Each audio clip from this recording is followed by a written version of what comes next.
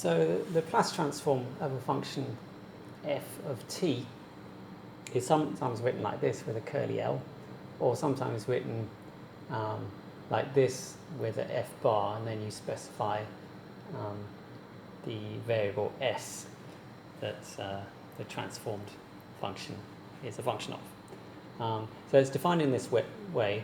What the 0 minus means is simply that if f of t contains a delta function at the origin, so you've got, this is 0, and we've got a delta function at the origin, then we think of the delta function being entirely in the integration interval. See, the thing about the delta function is that you can think of it as a limit of a rectangular region of height a and width 1 over a as a goes to infinity. So normally, if you integrate from 0 to something, then you end up with half the delta function. But what this 0 minus means that we include all of the delta function if f of t contains a delta function at the origin. So the important thing to realize is that this is only meaningful because of this lower limit here.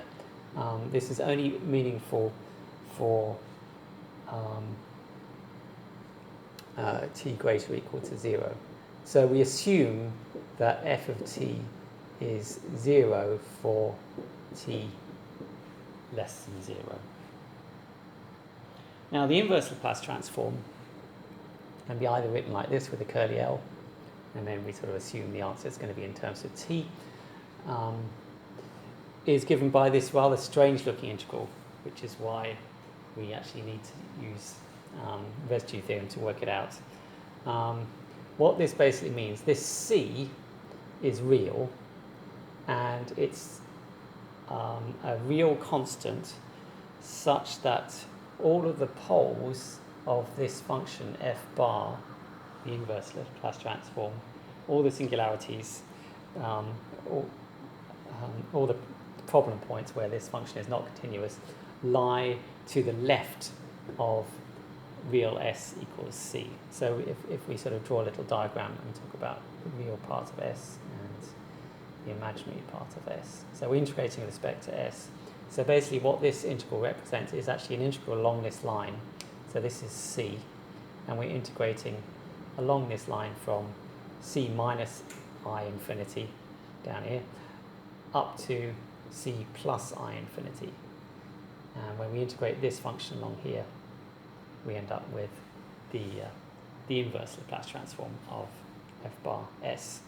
So you'll be wondering, well, how can I actually evaluate this? And the answer is, well, if I turn this into a contour integral and integrate basically around here, do something like that, then as long as the other bits of the integral, these bits around here, go to 0, or I can calculate them, then I can reduce this integral here into a sum of the residues of the poles to the left of this line.